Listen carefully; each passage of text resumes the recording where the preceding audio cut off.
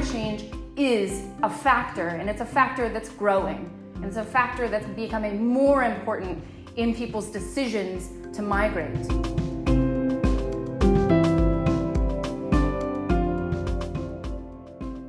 Climate change and migration is difficult to link because migration and mobility in general is multi-causal.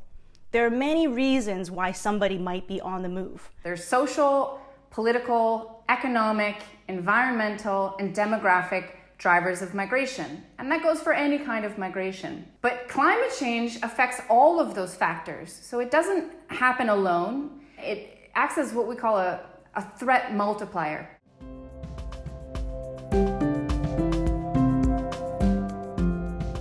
When I was working in Senegal initially, the first time I went, I did about 40 interviews with people, and only one of them ever said the words climate change. There's this underlying assumption that everybody knows exactly what's happening to their environment, that everybody is, first of all, aware of climate change.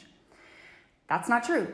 We just published recently a research we did in Burkina Faso, and the research was about the way people would perceive the impacts of climate change. The people were under the impression that it was raining less, whereas actually it had rained more in the past few years.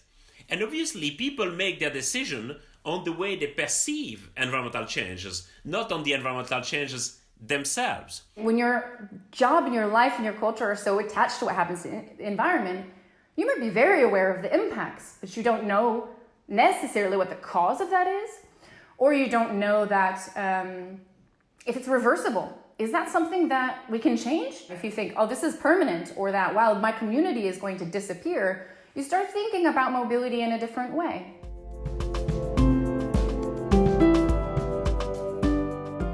A lot of times people think of it as a big movement from the global south to the global north. But what we know is that the vast majority of environmental migration and displacement are occurring within the borders of countries.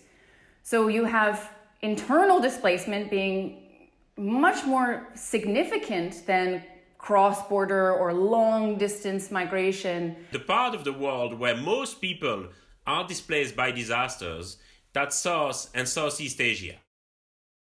And there are different reasons for that. The first reason is because South and Southeast Asia is the most densely populated region in the world. So there are more people there. So obviously when a disaster hits, there are also more people who are being displaced. And it is also the region that is the most hit by disasters. We also see disasters happening in the global north. One needs to remember the wildfires in California or in Australia. And those fires obviously also displaced thousands of people. The difference is that these disasters displace less people in the global north because industrialized countries typically have some kind of infrastructure to protect their population against these disasters, and such infrastructure is often lacking in the global south.